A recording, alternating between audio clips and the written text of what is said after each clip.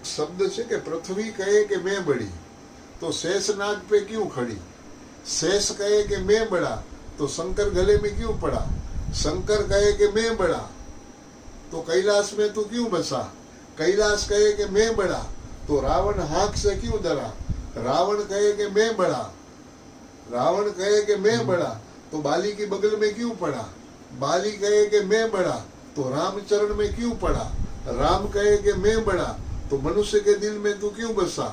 मनुष्य कहे कि मैं बड़ा तो माया जाल में क्यों पड़ा कि माया माया सिद्ध साध पुकारे।